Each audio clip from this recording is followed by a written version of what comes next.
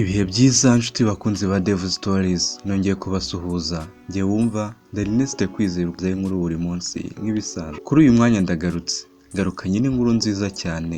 Sindi bukwicisha amatsiko kandi ndaza gutuma usobanukirwa byinshi birambuye muri iyi nkuru yacu. Nukomeza kuntega amatwi. Reka dutangire inkuru yacu. Inkuru yacu itangirana n'umuhungu ndetse n'umukobwa bicaye ahantu mu ishyamba, baseka bishimye, basangira akabombo ko ku gati. Ubona ko kabisa ibintu bari gukora biri romantike cyane. Baba basomana, bakorakoranaho, baseka bishimye, bakirigitana bakina. Ubona kabisa ko bishimye, mu bigaragara baba bari mu rukundo cyane. Umusore aba yicaye, umukobwa amwicaye ku bibero, baganira, baseka nta kibazo. Mu bigaragara baba bafitanye urukundo koko rw'umwihariko. Umusore aba yitwa Eric, naho umukobwa yitwa Dana. Aya mazina ndakwinginze ntuze kuyibagirwa. Eric na Dana nibo dutangiranye.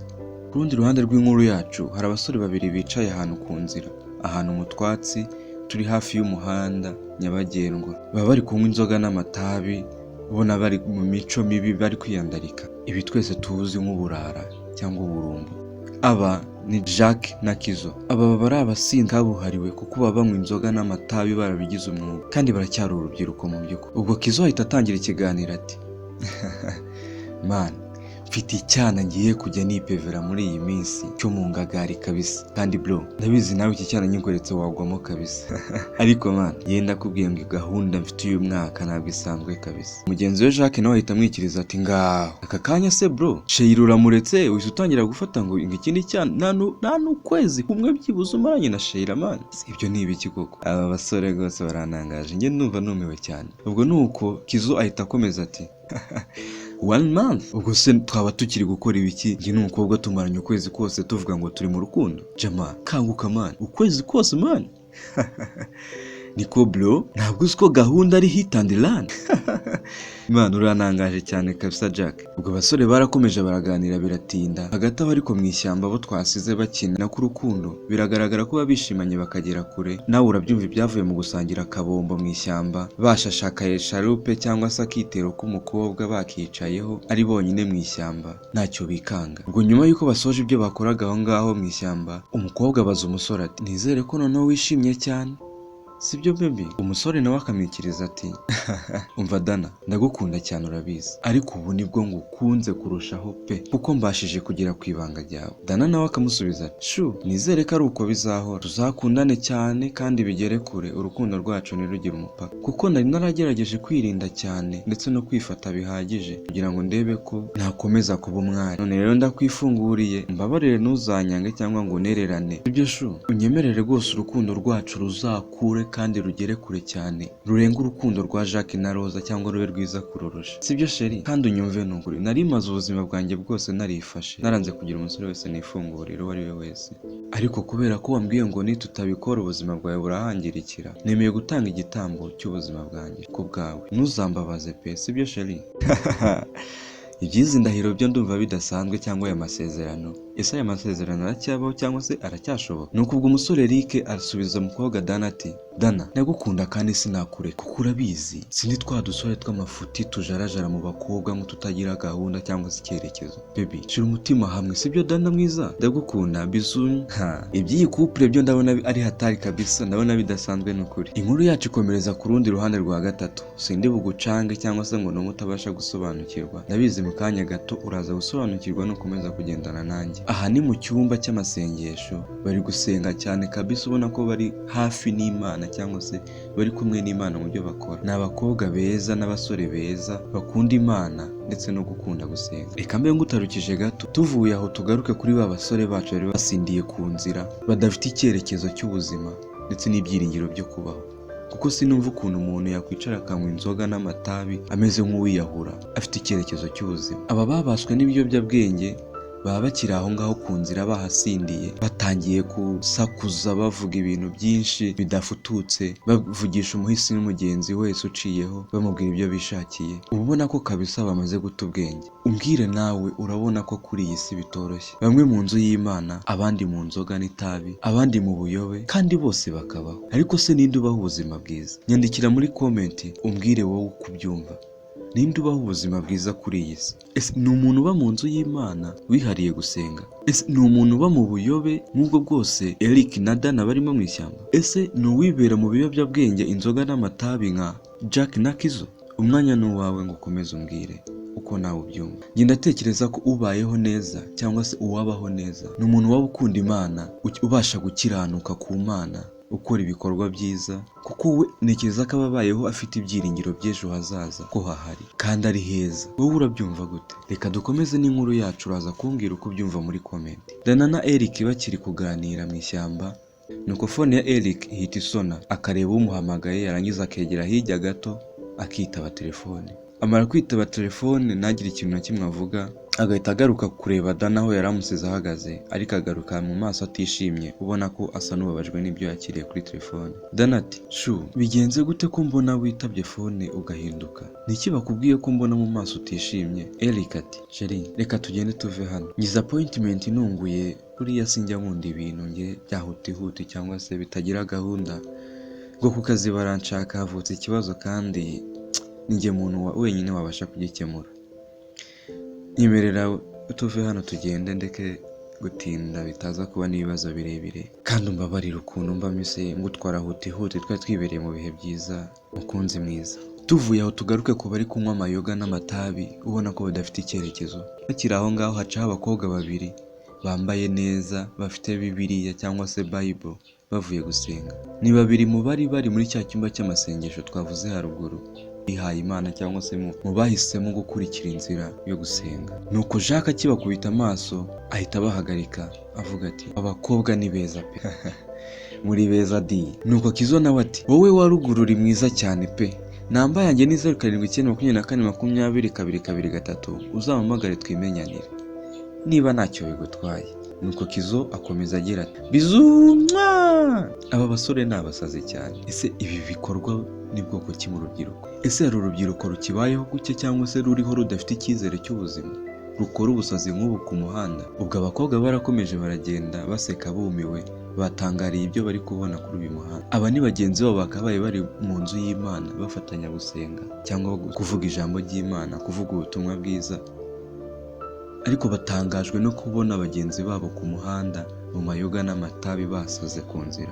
Ubwo abakobwa baca bari Perus na Soso. Nuko Soso ati mana yanjye, abantu bamaze gusara pe, urandebera bariya basore ukuntu bameze koko, basinze bataye ubwenge, ntibazi ibyo barimo gukora ku muhanda, ni ukuri kandi baracyari bato. Mugenzi we Perus nawe akamusubiza umva ntibyoroshye, ni ukuri hanze aha utari mu Mana wese araza gusara pe, gusa nyine niyo mpamvu niyo dusenga tuvuga ngo Mana, n'abariya bataramenya uwo uriwe, batarakumenya, batazi ibyo barimo, ubababarire kandi ubafashirize aho bari, bakomeze kugira ubuzima bwiza kandi nabo ubahe imbaraga zo kukumenya mwami.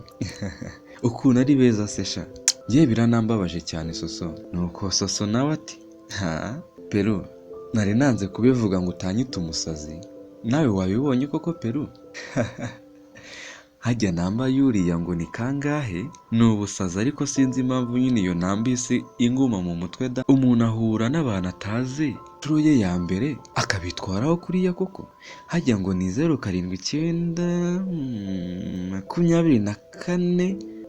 07924223, indi ndayibagiwe. Perus ati ngaho Soso uri muzima? Ubwo se koko urashaka kumbwira ko wibuka iriya mibare y'uriya musore yavuze kuri asakuriza hejuru avuga ururimi rutava mu kanwa? Urashaka kumbwira ko uri kumva ushaka kumenyana n'uriya musore umeze kuriya? ngaho rwose nimunyumvire nawe.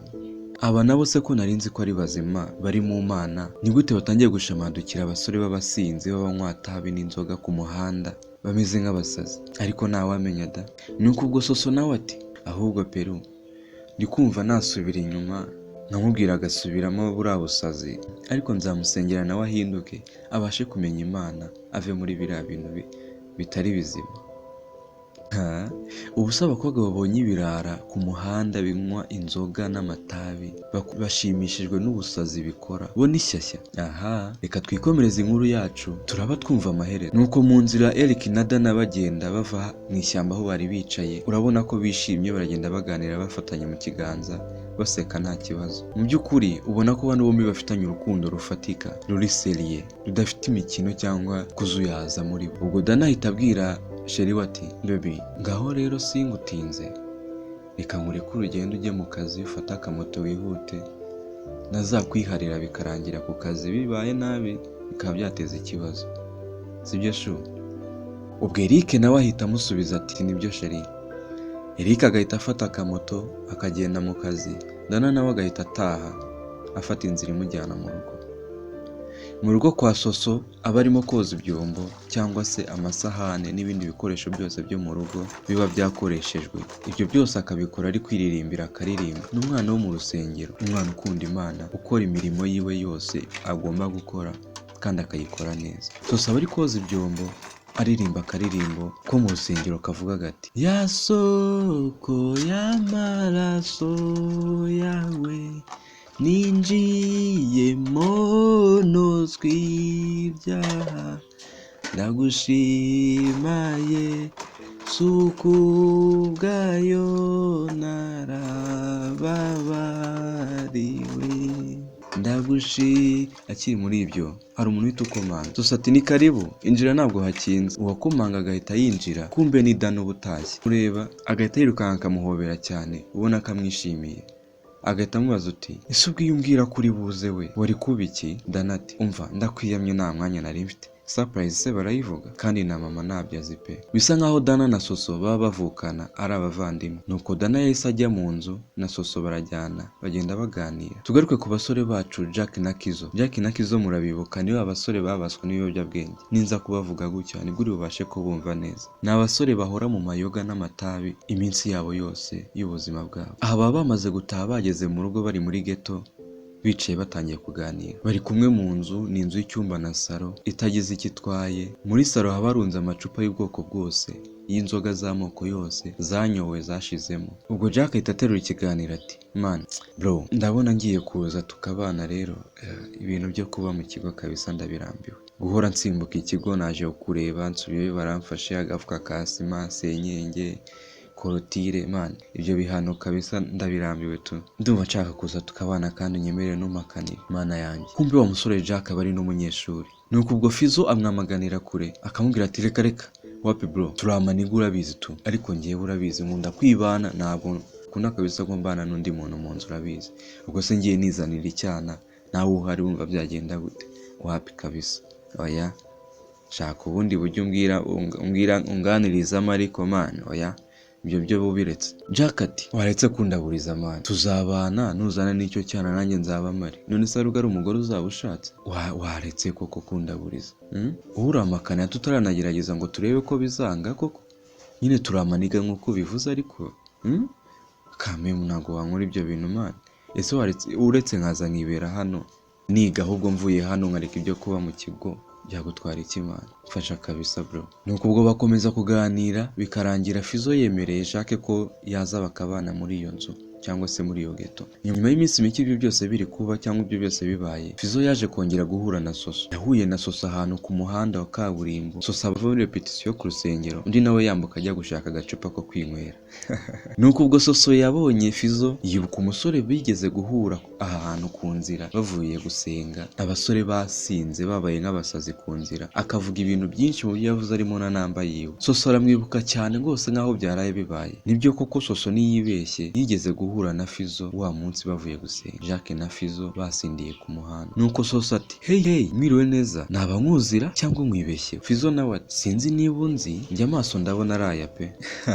Ntabwo byanungura kuko inzoga n'itabi uyu musore abanywa ntabwo byatuma yibuka ibintu byose aba yakoze. Nuko Fizo ati urabona unzi hese mukobwa mwiza, gusa nizere ko utanzi nabi tu. Kame mu mukobwa mwiza nkaho ubaye unzi nabi naba nsebye kabisa. Soso nawe ati sinzi niba amaso yanjye yarebye neza, gusa ndakuzi. Namba yawe ya telefone imibare 6 itangira ni 07924 Fizo agahita amuca mu ijambo ati yego nibyo, ahubwo se wazikuye? Soso ahita amwenyura yarangiza ati ahubwo se wayujuje maze nkakubipa nanjye ukabona iyanjye tukajya twivuganira niba ntacyo bigutwaye. Fizo n'akamwenyu kenshi ku maso nawe ati narebe rwose zana nzuzuze maze umbipe mbone namba yawe, dore ntuye hano hepfo ku muhanda wa kabiri ku gipangu cy'ubururu, ubutaha ntuzace no ku rugo, sibyo se?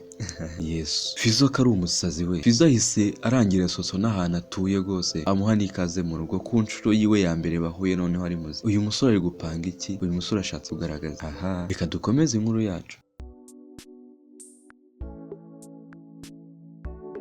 Nanjye yanjye niyo kandi nishimiye guhura nawe. Nitwa Niyori Solina aka Soso. Fizo nawe ati wow, ni byiza cyane rwose. Nanjye nitwa Habarugira Fabrice aka Fizo. Aha, rubyiruko rw'iyi minsi rwose ndabona rufite gahunda. Ariko se mwe muturebera cyangwa mwe mubibona, ibi mubona bimeze bite? Mubona bizagarukira iby'uru rubyiruko mubona bigana he? Aha, tuvuye ku bari kwibwirana tugaruka ahantu mu gakaritsiye. Umusore bari kwirukanka, abantu bamwirukanka inyuma bavuza induru bisa nkaho ari igisambo. Arirukanka gatanu mu gihuru akihisha, bakamucaho abamuhigaga cyangwa bamwirukankagaho bakamubura. Mu gihuru aho yicaye igitima kiba gitera cyane, yiruhutsa buri kanya, apfumbatse igifurumba mu ntoki yagifatiye mu gituza cy'ibyo avuye kwiba. Mana yanjye, uyu musore aba ari Jacques. Nanjye nagatangaye hano aba basore namaze kumenya ko umwe muri bo ari umunyeshuri, yaba akura amafaranga yo kunywa amatabi n'amayoga bya buri munsi, itagira akazi kandi ari n'umunyeshuri. Nta handi yayakura, ni ukwiba. Jacques aba ari igisambo, birababaje cyane. Reka twigarukire kwa Perusi mu rugo. Perusi aba ari guhamagara cyane nimero ikaba kompoze, akongera agahamagara nimero ikaba kompoze, ahita arekeraho kuyihamagara agakomeza akirebera televiziyo. Aba afite na Bible ari gusoma ijambo ry'Imana. Nyuma y'iminota mike telefone irasona, yayireba akabona uwo yahamagaraga niyitabe niwe umuhamagaye, agahita ayifata akitabana ubwuzu bwinshi cyane aseka ati karame mukunzi. Uwo aba ari umusore umuhamagaye, ni umusore baba bakundana gusa ntabwo Perusi aba akunda gusamara. Ibi by'abakobwa basamara mu basore bajya mu mico mibi bagira gute, cyangwa se ngo ajye mu ngeso mbi n'ibindi. Perusi aba ari umwana w'Imana n'ababyeyi, kimwe nk'uko na Soso aba ari umwana w'Imana n'ababyeyi. Nimivuga gutya wumve abana bafite umuco, bumvira ababyeyi kandi bagakora byose byiza kugira ngo bakomeze batunganire Imana. Nuko ubwo umusore baravugana bigatinda, Perusi akishima cyane ati okay, nta kibazo sheri, nzaza ejo nyuma y'uko amateraniro arangiye, azaba ari nka saa 7 gutyo, saa 7 n'igice, nzahitira aho ngaho, ubwo sinzigera nca mu rugo. Bisa nkaho uyu musore aba asabye cyangwa se ahanye gahunda na Perusi yuko bazahura ejo, cyangwa Perusi yazajya kumureba. Ubwo kwa Dana mu rugo, Dana na Soso bicaye mu rugo baganira cyane baseka bishimye. Inkuru ziba ari nyinshi nk'abantu badaherukana. Dana, Soso, noneho uvuye ku izima ugiye kujya mu rukundo n'umuntu? Hari umusore wabashije kukwiyegurira ko mbona rwose ibintu byahindutse cyane. Soso nawe ati sinzi niba ari byo bita urukundo cyangwa se byo bita gukunda. Ndi kumva namubwira akaza tukajyana gusenga, kurepeta, kuvoma, ku muhanda, gutembera n'ibindi byinshi, ariko byose tukabikora turi kumwe. Ndi kuguma mutekereza cyane pe, kandi shaha anywa inzoga mana yanjye. Nuko Dana ati what? Anywa inzoga? None se Soso ugiye gukundana n'umutipe unywa inzoga? Ubwo se urumva umusore yazakugeza kuri? Ubwo se urumva hagize ukubonana n'uwo musore yatekereza iki? None se Soso nawe mbwira, yakubwiye ko agukunda? Soso ati oya, ntabyo yambwiye, ndetse nanjye sinigeze mubwira ko mukunda. Nuko ndi kuguma ngira ibyiyumviro byinshi kuri we, nkumva nshatse kumubona cyane, nshatse ko tuvugana, nkumva nyine mu mutwe ni ndimo pe. Gusa ibyo kuba anywa inzoga cyangwa se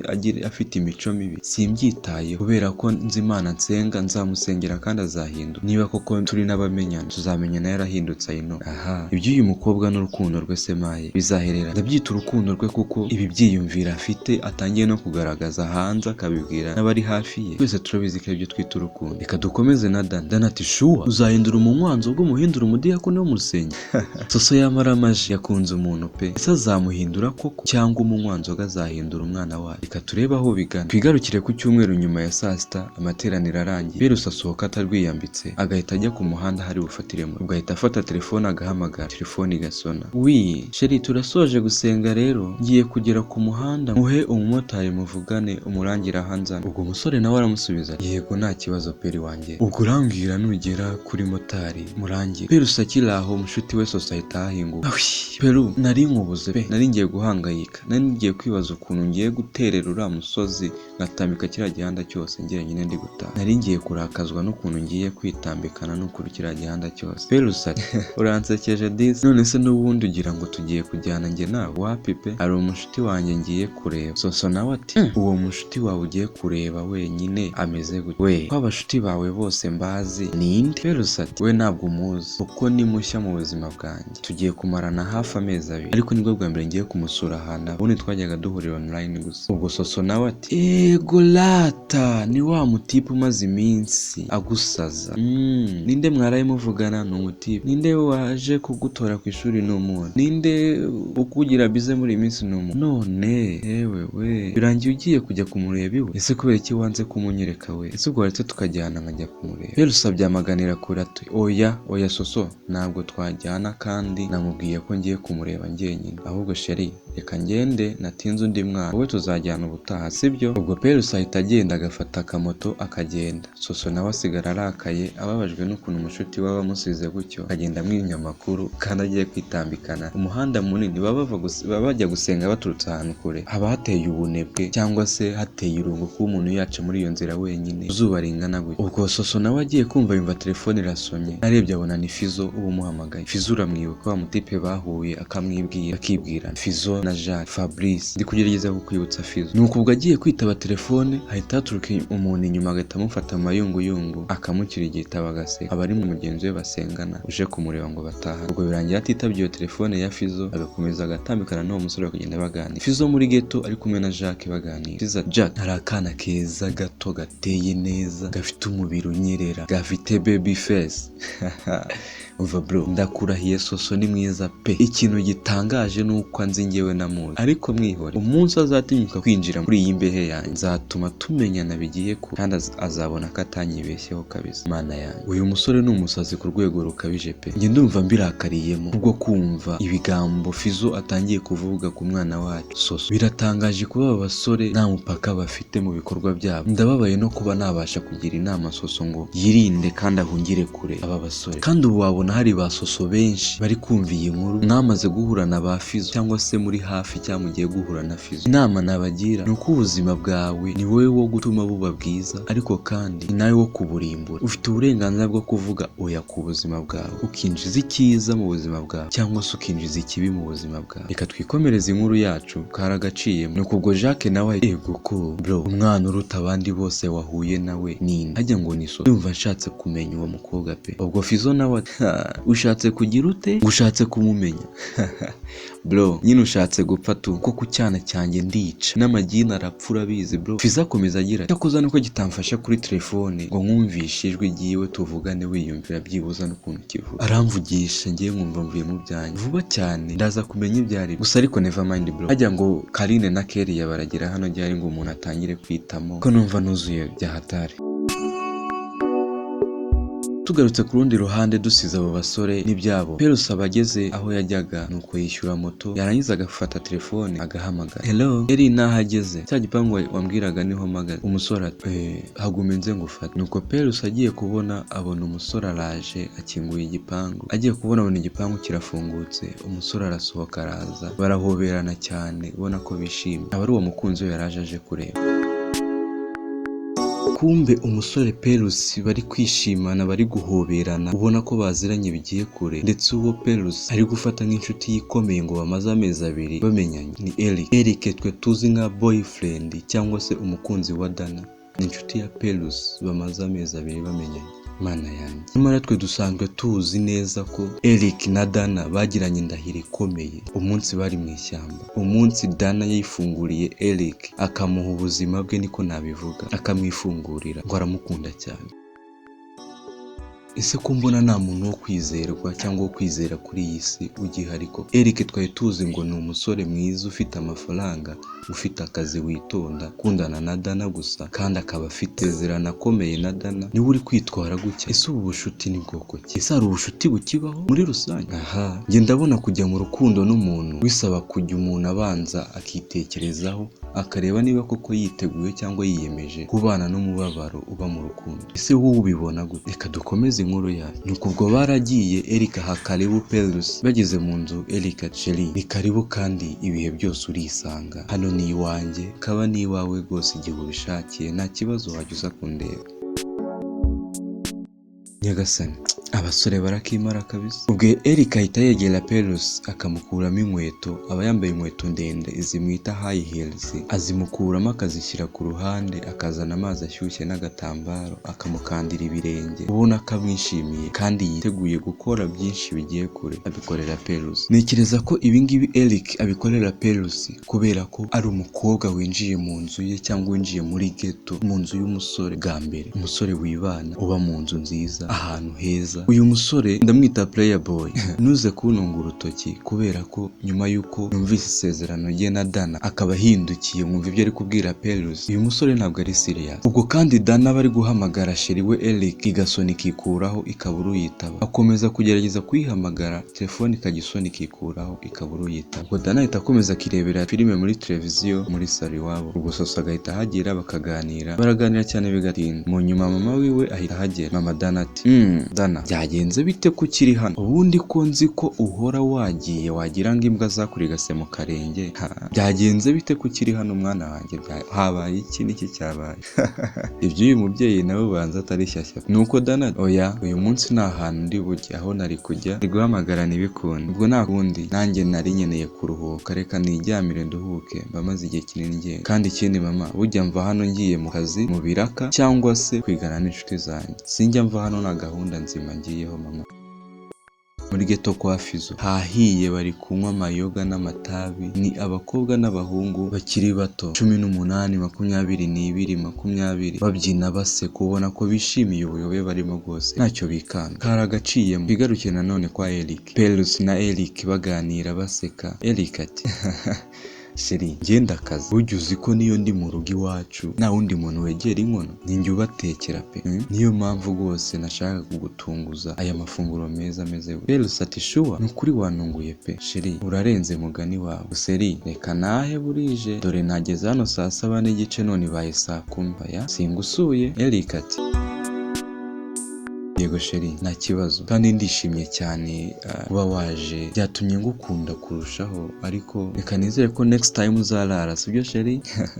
Ubwo Pelos ahita aseka cyane ati no way warasaze, ubwo se nagusura nkarara gute? Ubwo busazi ni bwoko ki wa musore? Uzaza unsaba iwacu, niba kuma nanjye sinzazo yaza kuba naza nabiwawe iteka ryose. Ubwo Eric ahita ahaguruka agaherekeza Pelos akamugeza ku muhanda, akamufatira moto imutahana, Eric nawe akagaruka mu rugo. Ubwo muri ghetto ruba rwambikanye Fizo na Jack ndetse n'abakobwa babiri bari kumwe aribo Karine na Kelia, baba basinze bari mu bikorwa byo kwiyandarika, ubona ko nta cyerekezo cy'ubuzima bafite. Nuko ubwo Jack ahita afata Karine bakajyana mu cyumba, bagasiga Fizo na Kelia muri sala. Nyewe iby'uru rubyiruko ndabona bidasanzwe pe. Aba bana b'iyi minsi ahantu bakura imbaraga z'ubwihebe cyangwa se ubushobozi bwo gukora ibi bintu nk'ibi bakora, sinzi pe, sinzi ahantu bazikura.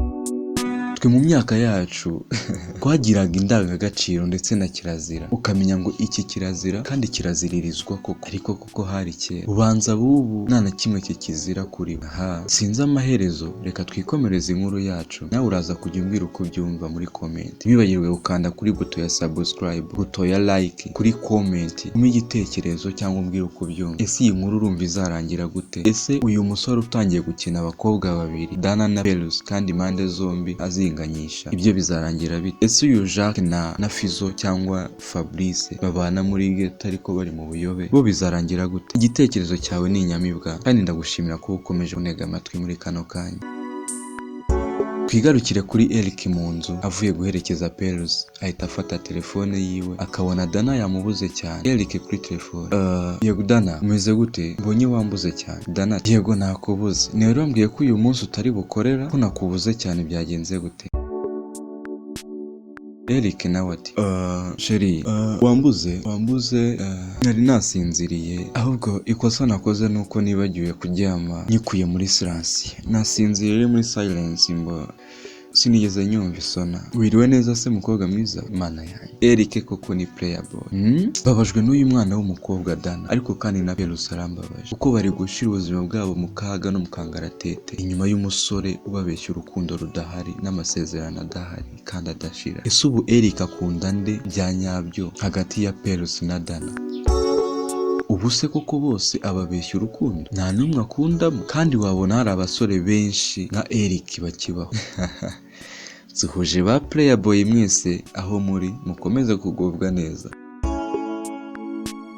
Tugarutse muri ghetto, Fabrice cyangwa Fizo aba yicaye hasi, Kelly yamwicaye ku bibero basomana. Nyagasani, ibi ni iki? Fizo aba yibereye kure mu mutwe, yibereye mu bitekerezo bya kure, ari kwitekereza Soso mu mutwe. Ubwo Fizo ahita asunikira Kelly ya ku ruhande, maze agahaguruka agafata phone agahamagara Soso. Kwa mama wa Soso na Dana, Soso yicaye mu ntebe afite igitabo cy'indirimbo z'Imana arimo araririmba agira ati: nzaririmba igitangaza Yesu umwami yakoze, ndi kumwe nabo mw'ijuru imbere y'aya ntebe. Ubwo Disa akiri kuririmba, phone yihita isona, yareba akabona ni Fizo umuhamagaye, yarangiza akitabana ubwuzu bwinshi yishimye. Hello, oui, Karame fi, none se wabaye iki? Allo, ubaye iki ko nta kintu na kimwe ndi kumva mu byo uri kuvuga? Hello, fi, mana yanjye, ubu se yabaye iki koko? Baramugonze se?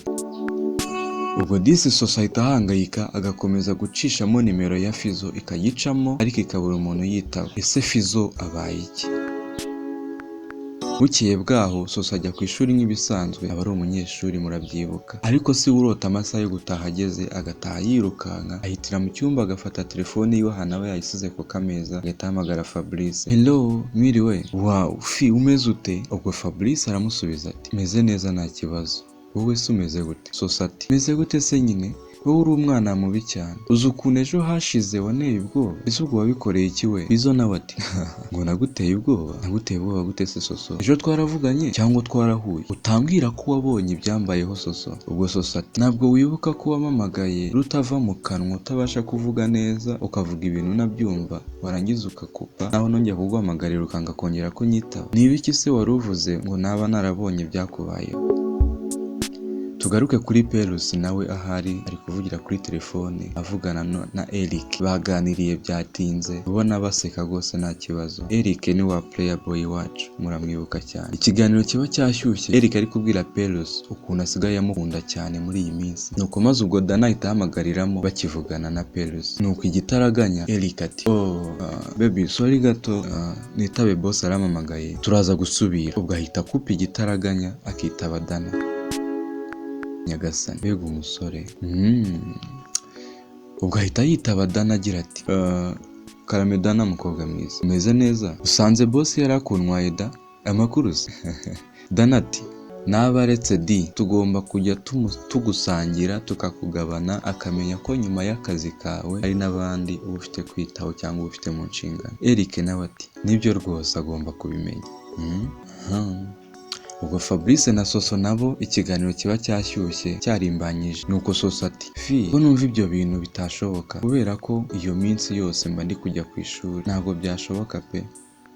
Fabrice nawe ati: none se Soso, ku ishuri usibye rimwe wabiki? Ubu tuvuge ko nta na rimwe urasiba ishuri? Nyagasani, Fizo atangiye kurarura umwana wacu Soso, cyangwa se kumwigisha imico y'uburara, amusaba ko yasiba ishuri. Ubwo Soso nawe ati: okay fi, kubera ko nanjye nshaka ko tumenyana bigiye kure, ndabyemeye, ejo nzaza kugusura, ariko ubwo tuzirirwana, kuko sinabona uko mva mu rugo hakeye kandi nasibye ishuri. Reka twigarukiye kuri ya couple yacu. Ubwo Eric na Dana baba bakomeje ibiganiro byabo kuri telefone. Dana yarangiza akabwira Eric ati: be, none se ko nta kintu uri kumbwira, ntabwo wibuka gahunda yacu dufite? Ubwo Eric nawe ahita amusubiza ati: hajya sheri, uyu munsi ni kuwa gatanu? Sorry, ntabwo nabyibukaga kabisa, ubu se amasaha yarenze baby. Ubwo Dana nawe ahita amusubiza ati: mbega wowe, uyu munsi ni kuwa kane, gahunda yacu iri kuwa gatanu. Iminsi yose tumaze dupanga gahunda yo kuwa gatanu, koko uhise ubyibagirwa aka kanya? Niki kiri kugutera guhindagura ibintu twapanze? Ubwo Eric nawe ahita amusubiza ati: sheri, sorry kabisa, mba naraye cyane, none ngo tubikore gute mukobwa mwiza? Tubikore gute kugira ngo bizagende neza kurusha? Ubwo Dana nawe ahita amusubiza ati: umva wowe byihorere, wibuke gusa ko dress code ari black and white, maze ibindi njyewe ubindekere. Wowe gusa zirikana gahunda uyitegurire, ibindi byose njye ubindekere, nakubwiye ko kuri iyi nshuro nanjye fagitire ari yanjye. Uyu mukobwa mu by'ukuri Dana bakunda Eric cyane nubwo Eric amuca inyuma cyangwa se amubeshya urukundo rudahari. Bisa nkaho bano bombi baba bamaze kwemeranya gahunda yo kuwa gatanu yuko bazasohokana bakajyana ahantu kuhaganirira cyangwa se gushimangira iby'umubano wabo. Ariko nyamara twe twamaze kubona ikibi kiri muri Eric. Baba bahanye gahunda yo kuwa gatanu, ibi abanyabirori mukunze kwita flying day.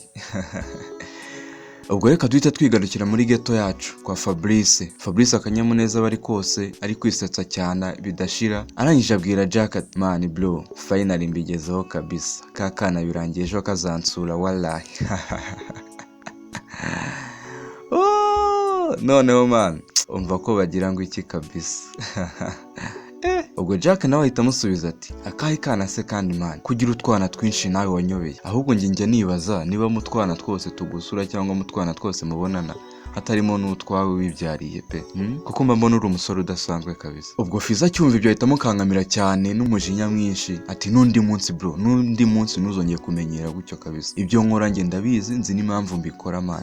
Wumvise kwanza reka njye no kwishakira icyo kunywa nzakoresha ejo, we mwihorere, mbona nazi n'ubushiti bwawe bwari bwo wana, kanye kwishakira icyo nzakiriza umushyitsi wanjye ejo. Urumva ukuntu buri kunyurira ngo mu byana njye harimo n'ibyanjye. Ubwo Jack asigara yumiwe, agasigara aseka ariko yatangaye cyane, yibaza umuntu twaganiraga neza ibiganiro by'amahoro hajemo umujinya gute bikamushobera. Ubwo Jack ahita abaza Fiza ati none se man ngaho basimbwira ejo ninde uzaza, sinzirirwe njya ku ishuri sejo dufite umushyitsi. Ubwo ibyo byose abivuga undi yarenze kare. Jack agahita ashiramo akazi muri radiyo agasigara akabyina nyine nk'undi muntu wese usigaye mu nzu wenyine. Ntibyatinze kuwa gatanu harageze, ni umunsi ukeye urimo akazuba, akayaga karinganiye, ikirere gisa neza kabisa, urabona ko ari flying day kabisa. Ubwo urabona ko umunsi wagenze neza, ibintu byose bimeze neza nta kibazo, abanyabirori kabisa, ubona ko weekend bigiye gutangira neza. Bakunzi ba Dev Stories muraza kunyihanganira ijwi ntago rimeze neza, nagizemo gusarara ijoro ryakeye, muraza kunyihanganira ko ijwi riri kuvuga gutya, ariko mwihangane ntabwo bizatinda biraza gushira. Reka dukomeze n'inkuru yacu. Nuko ubwo Sorina cyangwa se Soso muramwibuka cyane, umukobwa wacu Soso arabyuka akitegura nk'ibisanzwe, yarangiza agapanga amakayi yiwe agendeye kuri timetable aba afite yo kuwa gatanu, akitegura nk'umuntu ugiye ku ishuri. Aritegura neza, abararana na mukuru we mu cyumba Dana, akitegura koko nk'umuntu wese ugiye ku ishuri uko bigenda. Nuko ubwo Soso amara kwitegura neza agahita asezera mukuru we Dana amwifuriza umunsi mwiza, yarangiza akagenda. Nyamara twe turabizi neza ko uyu mwana w'umukobwa Soso atagiye ku ishuri, ahubwo agiye kwirebera Fabrice muri ghetto. Babyeyi murareba abana banyu, n'ukuri ndabakeburira kongera kireza kubo mwabyaye cyangwa kubo muri kubyara, mukibuka ko kubarera atari ukubagaburira gusa, ahubwo bakeneye n'inama zanyu ndetse n'impanuro. Narababwiye twe twagiraga indangagaciro na kirazira, kandi tukamenya ko ikintu kizira ko. Nuko ubwo Soso yaragiye ku muhanda afata fone ahamagara Fabrice ati fi waramutse neza, nizere ko nagukanguye, wakabaye wabyutse kuko ubu hakeye pe. Ubwo Fabrice nawe aramusubiza ati n'akamwenyu kenshi cyane, oya mukobwa mwiza, nabyutse kare nonganya na breakfast, ubu ndagutegereje ngo uze dusangire, ahubwo se ugeze mukobwa mwiza. Ubwo Soso nawe ahita amusubiza agira ati ego ko ubwo si ibyo nabyo byari bikenewe koko, ntabwo byari ngombwa rwose, bigoye cyane, nyibwiriraho moto iri bungeze ubundi ugahita uza kumfata. Ubwo Fiza ahita amusubiza agira ati ntiwibuka ha hantu twigeze guhurira ari nimugoroba tukibwirana njye nawe, ugahita umamagara nyine tukibwirana tugana namba n'ibiki, nakubwira ngo nuye hepfo ku muhanda wa kabiri ku gipangu cy'ubururu, wowe nuhagera uhita umamagara njye ndahita nza ngutore nta kibazo. Nuko ubwo Soso ahita afata moto akagenda. Mu rugo aho Soso avuye, ubwo mama wabo ahita aza mu cyumba cya Dana na Soso akivugana ati ku mana yanjye nanjye naragendesheje pe, nararumbije, ubu ninjye wabyaye. Umwana w'umukobwa ko ageze saa 3 z'amanywa akiri mu buriri, nta no gukora amasuku. Dana we Dana, mana yanjye narumiwe pe. Ubwo Dana nawe ahita amusubiza ati n'ibitotsi byinshi cyane, mama nawe rwose jya undeka niryamire pe, ntukanderanje ntukambangamire pe, kuko nanjye mba nabaritse mukaryama mukaruhuka, mujye muneka nanjye niryamire. Njye murabizi mba naryamye ninze ndi mu masuku, njyewe jya undeka, aho nzajya mbyukira nzajya mbikora, aho ndi bubyukire hose ayo masuku ndayakora nta hantu agiye kujya. Ubwo mama Dana nawe ati ego cyakora narumiwe n'ukuri, nta mukobwa w'inkumi ukwiye kugeza aya masaha akiri mu buriri, cyangwa se ngo bageze aho bamuhatiriza gukora amasuku n'ukuri Dana, oya urakabije pe. ngo batsongera unyitirize kuri ka gatelefone kawe gatoya, dore iyanjye yakomeje gupfa kandi hari ahantu ngiye kujya nze kubona uko mvugisha abantu turi kumwe. Nuko ubwo Dana ahita amubwira ati ka gatelefone gatoya ntako mfite, gasize aho mperuka kujya gukora mu kazi ntabwo nakazanye, wakoresheje iyo soso se katajya yijyana ku ishuri, reba aho ngaho ku kameza hajya yisiga uyikoreshe, arajya kugaruka utararangiza ibyo urimo. Nuko ubwo mama Dana nawe ahita avuga ati wa mugani reka nkoreshe iya soso, arajya kugaruka namaze kuva muri gahunda zanjye nayisubije aho ngaho. Mama Dana arayishakisha ku kameza akayibura, akareba no muri valise cyangwa se mari umwana we abikamo imyenda akaburamo telefone. Dana ati ubwo wabona kayijyanye ku ishuri kuko kayirayeho ijoro ryose nikigeze karyama, sinzi ibyo kari karimo, gusa sinzi uko byagenze pe, ntabwo yajyaga akunda kujyana telefone ku ishuri. Icyo batazi nta kundi byagenze, yagiye kwisurira inshuti nshyashya, kandi burya ngo inshuti nshyashya kenshi iyo zitazanye ibyiza zizana ibibi cyane kurushaho. Twigarukiye kuri soso wacu abageze aho Fizo yamubwiye ko bari buze guhurira cyangwa aho moto iri bumugeze. Ubwo areba imbere agahita abona Fizo ari kuza amusanganira aje kumutora, barahoberana bagasuzanya rwose bishimye ko kubona ko ari abantu koko bari kubaka ubucuti bushyashya aribwo bagiye kubutangira. Soso aba yambaye inifomo mu byibuka, ubwo Fizo cyangwa se Fabrice aramujyana bakajya muri geto nyine hasanzwe abo, baca ku muhanda aho abantu bose bari kujya guhahira ibya mu gitondo, abandi bajya mu kazi babareba, ariko rwose ubona nta kibazo, ntacyo bibabwiye kubona umwana w'umukobwa wambaye inifomo utari kujya ku ishuri ahubwo ari kujyana n'umusore muri geto. Nyamara ababyeyi mwibuke inshingano zanyu, mwibuke inshingano zanyu n'ukuri. Ariko ubundi babyeyi, abana banyu cyangwa se abanyeshuri muri rusange amafaranga bayakurahe? Iyo uzi ko utahaye umwana wawe amafaranga yo kugura igikoresho runaka, amafaranga yo kogosha umusatsi cyangwa se kwiyitaho mu bundi buryo, ariko ukabona bifite, nk'umubyeyi ntugire icyo ubikoraho, uba wumva yabikuye he? Nuko ubwo Fizo aramutwara bakagenda bakagera aho atuye akahamwereka nyine, bakinjira akamuha ikaze mu rugo nk'umushyitsi we. Tugarutse mu rugo kwa Soso cyangwa se kwa Dana, ubwo mama Dana aba yarakaye cyane ari kwitotomba yivugisha bidashira, aba yitotomba avugira mu matama ati ndakica uretse ko kari buzire karansobanurira. Soso araza kumbwira aho yakuye uburenganzira bwo gutunga telefone kugeza n'ubwo ayijyana ku ishuri. Ariko se mubyeyi, niba koko wahaye umwana wawe telefone cyangwa wamuhaye uburenganzira bwo gutunga telefone kandi igihe cyo kwitunga kitaragera, ni gute ushaka no kumurimita cyangwa se kumubwira imirongo atagomba kurenza akoresha iyo telefone, kandi we wabonye ko ari ngombwa ko umwana akoresha telefone? Tugarutse kwa Eric, aba ari mu rugo nawe ari yitegura dating yiwe na Dana, ubona ko kabisa yabishyushyemo. Amasaha yagiye, amasaha aba yegereje, urabona ko kabisa ibintu byabo bari kubitegura neza ku murongo. Reka twigarukire nanone muri geto kwa Fabrice, ubwo baba bari gusangira umureti n'umugati ndetse basomeza icyayi cyiza cy'amata, barishimye cyane kabisa. Fabrice aba ari guseka iryinyo kuri rindi, ariko niyampyisi niyabihehe turabizi imico ya Fabrice. Ubwo Soso nawe bari aho ngaho araranganya amaso areba mu nzu hose, areba uko hameze, ubona yatangariye geto ya Fabrice. Ubwo Fabrice ahita abaza Soso ati baby urumva nako Soso urumva umeze ute se? Aha hantu wahakunze se ko mbona uraranganya amaso uhitegereza cyane? Ubwo disi Soso nawe ahita amusubiza ati yego ni heza cyane ntacyo hatwaye, ntaho utakunda kuba hano hantu kabisa cyangwa se ngo yishimire kuhaba, ahubwo se uribana? Ubwo Fizo nawe ati yego ndibana nuko muri iyi minsi hari umutipe ncumbikiye w'umunyeshuri, ariko ntabwo tubana igihe kinini, nkunze kuba ndi kwibana njyenyine. Azahita agenda.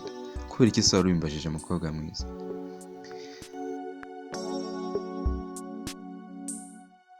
Ubwo Soso nawe ahita amusubiza ati nuko nagira ngo mbimenye gusa, ariko ni byiza kabisa. nyibwira nkumenye. Fabrice ni muntu ki?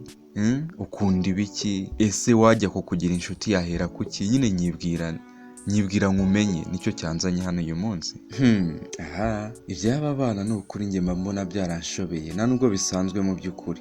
Ubwo Fabrice ahita abwira umukobwa ati wowe humura, urajya gutaha wamaze kumenya no kunsobanukirwa neza cyane mukobwa mwiza. Ahubwo se wanyemerera njye nkarekera kukwita Soso nkagushakira akandi kazina?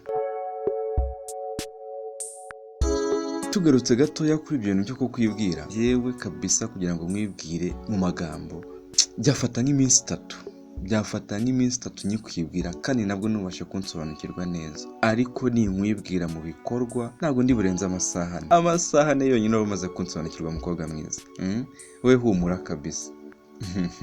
Ibi bikorwa uyu musore ashaka kwibwiramo cyangwa kwiyerekamo uyu mukobwa Soso kugira ngo akunde amumenye amusobanukirwe neza n'ibikorwa bye. Aha, reka twikomereze inkuru yacu. Ubwo Soso ahita amubwira ati fi gute se ubwo ushaka kunyiyereka cyangwa kunyibwira nkagusobanukirwa mu bikorwa. Ubwo umusore nawe ati haguruka gato nkwereke Soso. Ubwo Soso ahita ahaguruka, Fabrice akamusaba ko yafunga amaso maze akagira icyo amukorera nk'ikimenyetso cya mbere cy'uko agiye kumwibwira no kumwisobanurira. Nuko ubwo umukobwa bakimara gufunga amaso ahagaze agahita yumva Fabrice cyangwa se umusore yamaze kumugera ku munwa, agahita atangira kumusoma.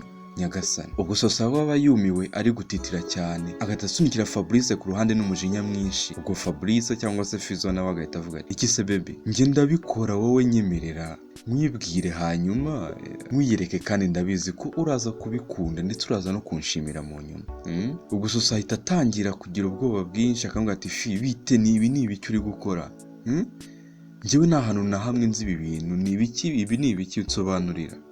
Ni gute watinyuka kunkorera ibi bintu? Nta soni uransomye? Icyo Soso atazi mu by'ukuri. Ubwo Fabrice ahita amusubiza ati none se Soso waje hano gukora iki? Ntiwaje ngo tumenyane? Ntiwaje guhura n'inshuti yawe nshyashya? None se urumva turi bwirirwe dukora iki njye nawe muri iyi nzu umunsi wose, ko turi bwirirwe nukavana utashye? Urumva turi bwirirwe gutyo nkureba nanagukoraho se? Turamenyana gute? Wowe nyemerera mwiyereke, mwibwire wese, trust me. Ndagusezeranya ko ibiri bube byose ari byiza kandi uri buze kubikunda. Wowe gusa nyizera gato gusa.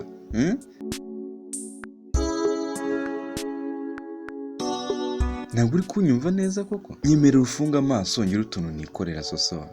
Aha, aba basore cyangwa se aba bana b'iyi minsi banashirika ubuti. Nuko ubwo Soso nawe ahita afunga amaso, Fizo agahita amuterura akamujyana amwirukankana cyane mu cyumba akamushyira ku buriri. Nyagasani, ni ukuri njye ndumva numiwe cyane n'ibyo Fabrice ari gukora. Gusa nawe ntibyanungura kuko n'ubundi umuntu wese unywa ibiyobyabwenge icyo yakora nticyakagutunguye kuko mu mutwe ntabwo aba ari normal. Ubwo Fabrice cyangwa se Fizo ahita abwira Soso ati urakomeza ufunga amaso se Soso? Ntabwo uri bundebe twageze mu cyumba cyangwa nongere nguterure nkomeze wumvije ikinyenga? Ubwo disi Soso nawe ati fi ndumva mfite isoni nyinshi ndetse n'ubwoba. Uri mu biki koko?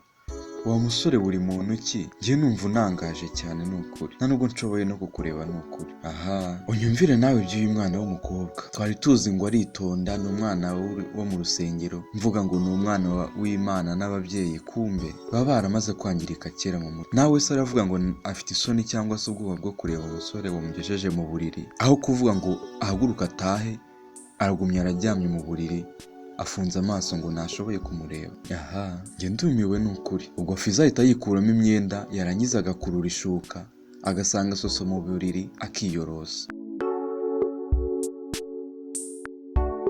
Aha, reka tugaruke mu rugo kwa mama Dana. Dana aba yabyutse yakoze uturimo two mu rugo nk'ibisanzwe. Haba hakeye koko ubona ko amasaha yagiye. Biba bimaze kugera nko mu ma saa 7 n'igice z'amanywa. Aba avuye muri dushe akaza agatangira kwitegura. Nuko mama we agahita amubaza none se wowe aka kanya ugiye he? Nitwe twavunye ko hari ahantu turi bujyane nimugoroba. Ubwo Dana ahita amusubiza ati oya mama, hari ahantu ngiye kujya kandi ntabwo byakunda kabisa ko iyo gahunda nyisubi. Niba nanakwemereye njye nari ndi mu bitotsi n'ukuri pe. Hari ahantu ngiye kujya kandi nimva sindi bunagaruke hano. Ahita nkomereza ko njya mu kiraka, hari ahantu bampamagaye ku kazi. Ubwo Dana aragenda akitegura, yarangiza agahamagara Eric akamubaza niba nawe yarangije kwitegura.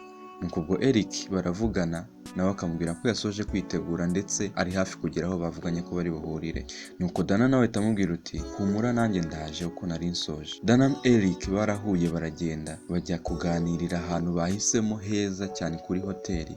Barasohoka barishima. Dana abakunda Eric by'ukuri, ariko Eric abamujyanye twe turabizi ko Eric afite Perus ku rundi ruhande nawe abeshya urukundo. Ndetse turi no kwibaza duti ibi bizarangira bite, cyangwa se Eric afite umuhe mupanga. Baba basa neza cyane bambaye ibisa, ubona ko kabisa ari couple nziza cyane. Dana kabisa bazi gutoranya amabara. Ubwo tugarutse muri ghetto kwa Fizo cyangwa kwa Fabrice aba yicaye ku buriri ku mutwe w'igitanda, yambaye ubusa hejuru, arimo arisetsa kabisa n'akamwenyu kenshi ku maso. Ubwo Soso nawe aba yicaye hepfo y'igitanda ari kurira yicurikiriye mu maguru afite agahinda kenshi. Ubwo Soso ahita abaza Fizo ati ni ukubera iki koko nkoreye bino bintu Fabri? Ese ubu koko ibi bintu wari wabipanze kuri buze kubinkorera nindamuka ngeze hano? Ese ubu kubera iki koko utambwiye ko aricyo kintu ushaka ngo sinirirwe nza hano kukureba? mana yanjye. Sinzi ibyo Fizo cyangwa Fabrice abakoreye uyu mwana mu buriri, ariko twe twabasize Fabrice amaze kwikuramo imyenda akuruye amashuka bagiye kwiyorosa. Ese ni ibiki byabereye muri ubu buriri uyu mwana w'umukobwa ari kwicuza kuba yaje muri iyi nzu, cyangwa se afitiye agahinda ko kuba yabonanye n'uyu musore? Ubwo Fabrice ahita abwira umukobwa ati humura Soso ibi bintu ngukoreye bizatuma utanyibagirwa kandi nzi neza ko nzahora mu buzima bwawe iteka ryose.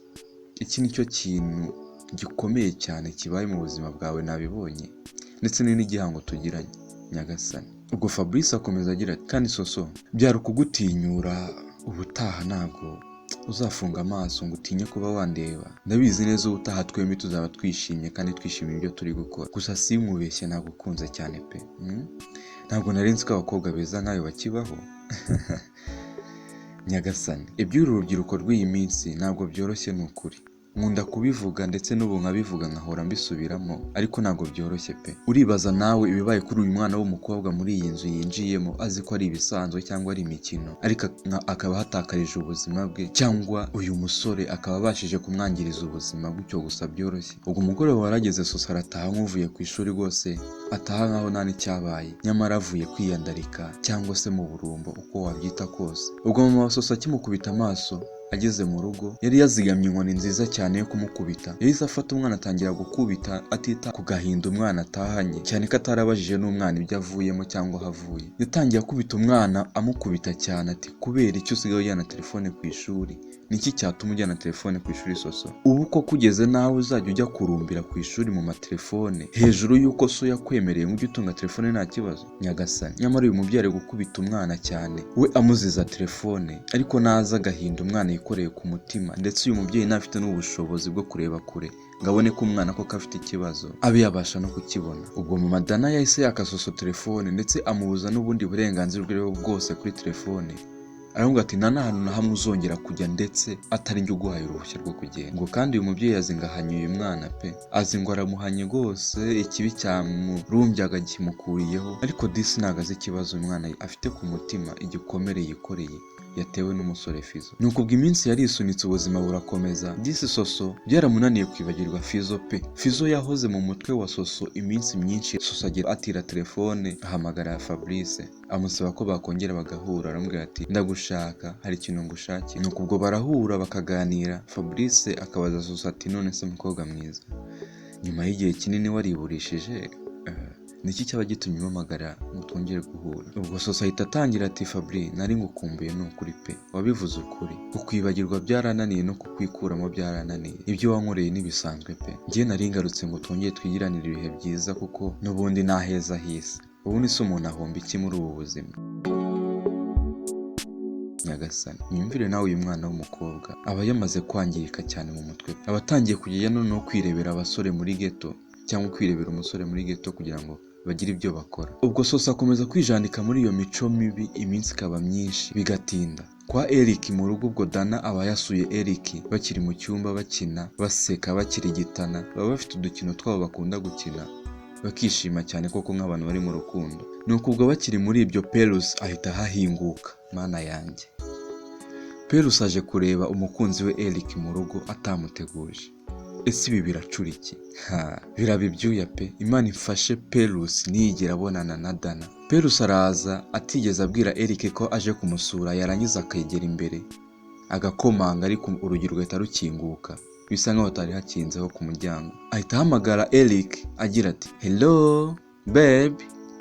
Eric arahamagara kumva nta muntu umwitaba, mu nzu harimo umuziki mwinshi. Nuko ubwo Perus arakomanga kumva nta muntu umwikirije cyangwa nta muntu umwitabye, agahita asunika urugi akinjira mu nzu. Nyagasani, akubitwa n'inkuba akigera muri salo bitewe n'ibyo abona mu nzu. Muri salo ya Eric hasi haba hari isakame y'umukobwa n'inkweto ndende za high heels Dana bakunda kwambara. Imbere y'umuryango w'icyumba haba hari ikanzu ya Dana, ipantaro ya Eric ndetse n'ishati ya Eric. Perus akubitwa n'inkuba kubw'ibyo ari kubona, abona imyenda y'umukobwa mu nzu ya Eric, mu nzu y'umukunzi we, ariko akagira ngo ni hallucination, akagira ngo nibyo ari kwimagine. Ubwo Perus akomeza kwigira imbere kuri cya cyumba aho imyenda iri kugenda imwerekeza, n'ubundi baba bagiye bajugunya binjira mu cyumba. nubwo mu nzu aba harimo umuziki mwinshi ariko haba hari andi majwi yivanzemo nayo ari gusohokana n'umuziki. Ubwo disi agahinda karamwica cyane maze kwihangana bikanga bikamunanira, akumva amajwi cyane umutwe ukamujya, agahita akubita umugeri urugi rw'icyumba rugakinguka.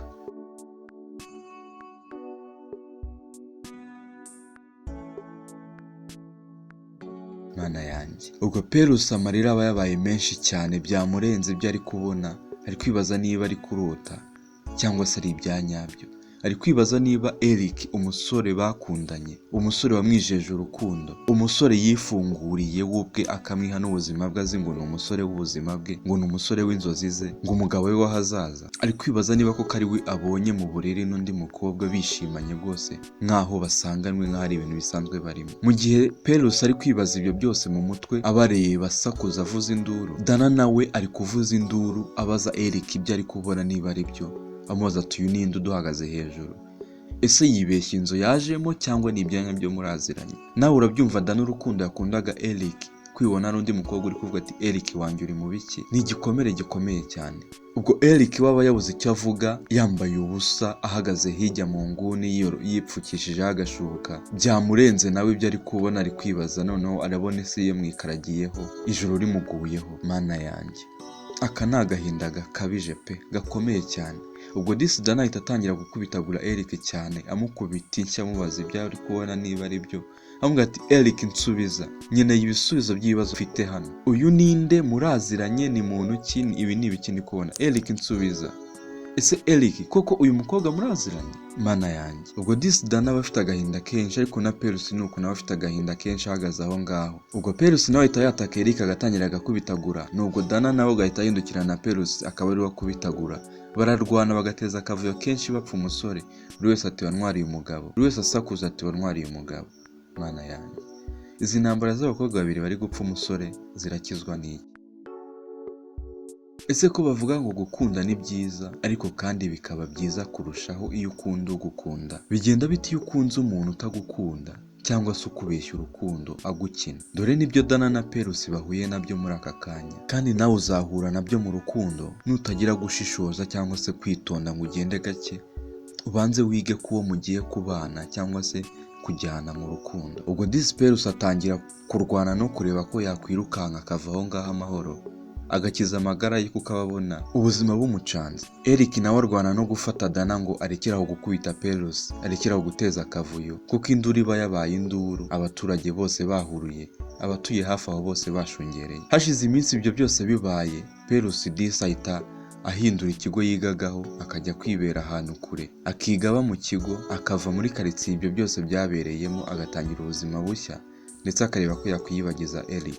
Ariko se bizamushobokera? Tugarutse kuri ba basore bacu Jacques na Fizo, ubwo baba bicaye mu nzu bari kunywa amayoga n'amatabi byabo mu buzima bwa buri munsi nk'ibisanzwe baba babikora. Ubwo Fizo agahita akomeza n'ikiganiro abaza Jacques ati man bro sinzi uko wabigenje, sinzi n'icyo uri bubikoreho, gusa kabisa wihanganire uburyo wambonera 10k, ndazishaka cyane man, kandi urazima bro, urazima kuko sinzi ikintu wakoze kugira ngo uyu munsi nyine mbone harimo itandukaniro. Uyu munsi niwe wiri ugura amayoga twiriwe tunywa, sinzi kabisa wishe umuzungu man. Ubwo Jacques ahita amusubiza ati uyu munsi amafaranga ni ijyaguye kuri njye man. Man wandwanyeho kenshi gashoboka nanjye ndi mu bibazo, akira 20k. Ubwo akimara kumuha ayo mafaranga bahita bumva umuntu akomanga ku muryango. Fizo agahita ahaguruka akajya gukingura, agikingura kubitwa n'inkuba, ubwo bukamwisha agatitira. Umuntu uba bakumangiye muri iryo joro aba ari umupolisi.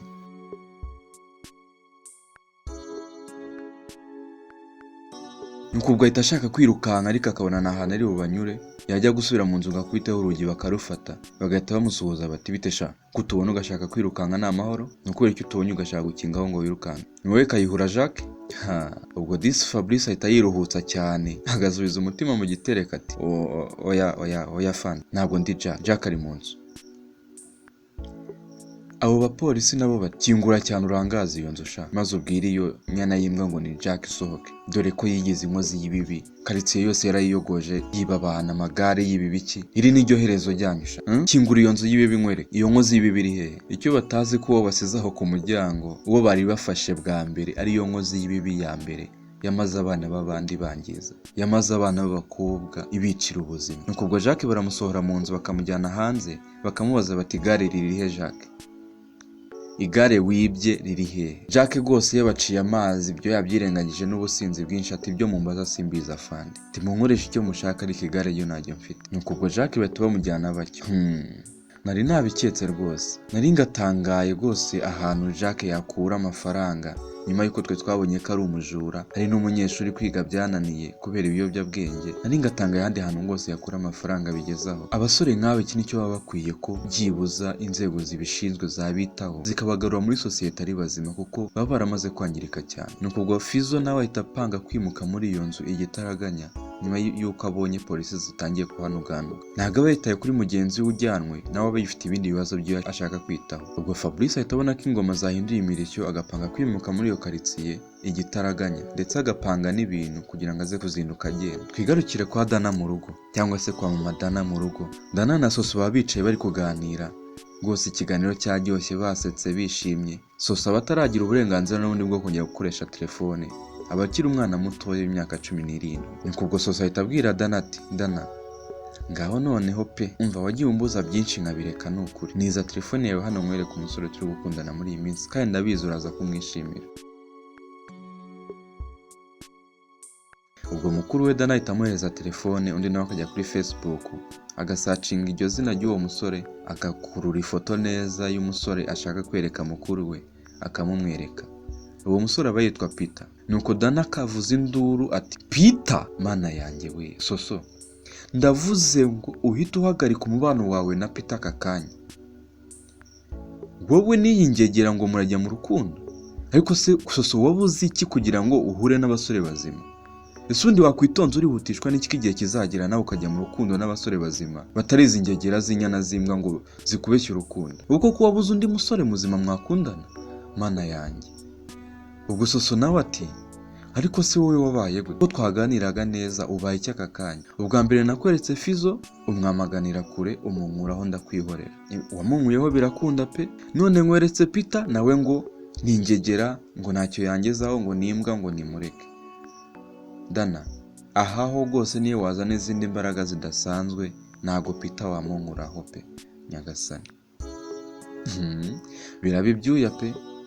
Twe twari tuzi ko Soso agikundana n'umusore Fizzo kuko yamuraruye bwa mbere, bagahita baba inshuti z'amagara cyangwa se inshuti zikomeye, kumbe baje gutandukana. Ubwo Dana ahita abwira Soso ati njye ndi mukuru wawe rero byose nkubujije, ugomba kubyumva Soso, kuko ubwo busore bwose ndabuzi, nzi n'ibibi byabwo, mbakubuza kubera nzi impamvu Soso. Aba ni abasore babarimo, njye ndabazi, twarakuranye, aho birirwa bose n'ibyo birirwamo mba mbibona, rero wagakwiye kujya unyumva nka mukuru wawe. Ubwo Soso ahita asohoka n'umujinya mwinshi yarakaye, agahita agenda akajya kwihurira na Peter kuko n'undi bafitanye gahunda yo guhura.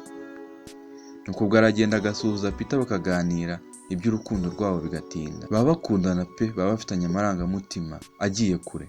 Abwira Peter ko iwabo batamwishimiye, ndetse mukuru we Dana amwamaganira kure, anamubwiza ukuri ko yamwisimbwa. Undi nawe akamubwira ati ibyo ntacyo bitwaye, kereka niba nawe ari kubibona mukobwa mwiza. Aba bombi kubera amarangamutima baba bafitanye baratwagwa bakisanga mu buriri.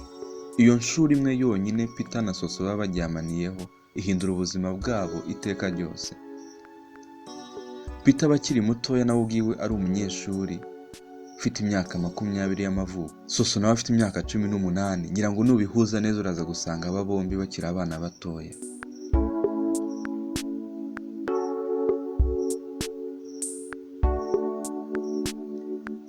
Iby'uru rubyiruko njye mbona bidasanzwe, mbona nafite n'uburyo bwo kubona ahantu byerekera, kuko aba bana baba barashize ubwoba ndetse n'ibyo bakora babikora kuko bashize amanga.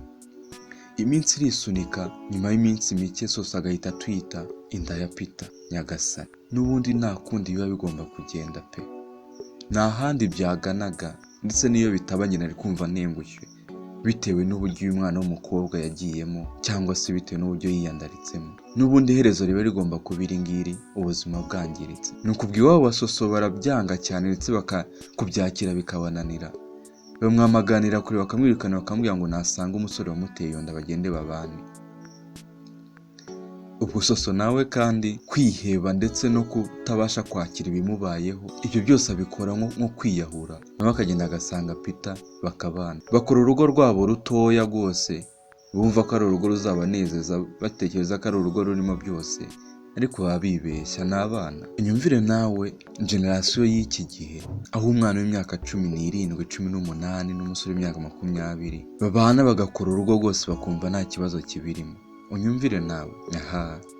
Ubwo Sida nawe iby'impundu biba byaramucanze, aba yaramaze kubona ko nta mugisha afite mu rukundo, cyangwa se atari guyiwe. Nyuma yo kunanirwa kwakira ibyabaye kuri murumuna we Soso no kuba atarabashije kubihagarika kandi yarabirebaga imbere yiwe n'amaso ye, nawe ahita asezera iwabo akigira mu ntara, akajya gukorera mu ntara ahantu iyo kure, agasezera kujya akora ataha mu rugo, akiberayo ubuziraherezo.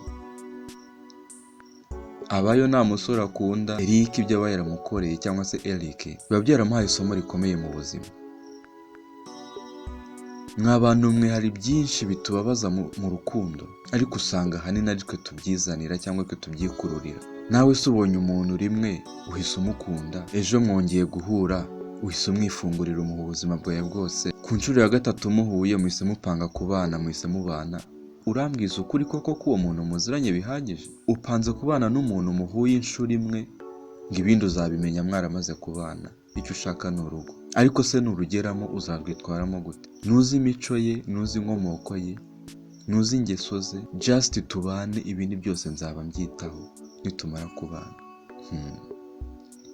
Ndakubwiza ukuri ko iyo ukoze igikorwa nk'icyo ngicyo n'umuntu utabanje gufatira igihe ngo wigeho, urebe defo ze, urebe niba uzabasha no kuzakira, ni ukuri wa mugabo we cyangwa se wa mukobwa we, wa musore we, uba wiyubakiye icyumba cy'agahinda gahoraho mu nzu yawe. Gukunda ni byiza, ariko kandi shishoza, kandi utegereze, wihutiraho, dore yihuse yabyaye igihumye cyangwa se yabyaye ikiboze.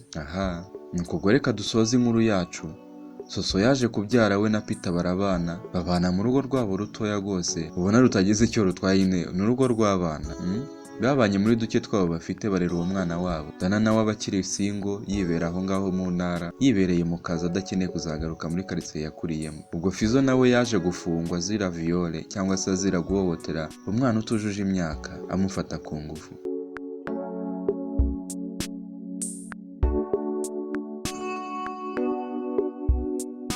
Guys, reka nizere ko iyi nkuru wayikurikiye kuva itangiye kugeza irangiye, kandi wabashije gukuramo isomo rikomeye cyane muri ubu buzima. Warakoze kubana nanjye muri iyi nkuru, njye mubana umunsi ku wundi, ni Ernest Kwizera nk'ibisanzwe kugezaho inkuru. Murakoze, ndagukunda cyane wowe ubasha kumva, wowe ubasha gutega amatwi inkuru zanjye umunsi ku wundi. Reka dusubire mu yindi nkuru nshyashya nziza ikubiyemo amasomo, nziza kurusha n'iyi dusize. Murakoze cyane, ciao ciao.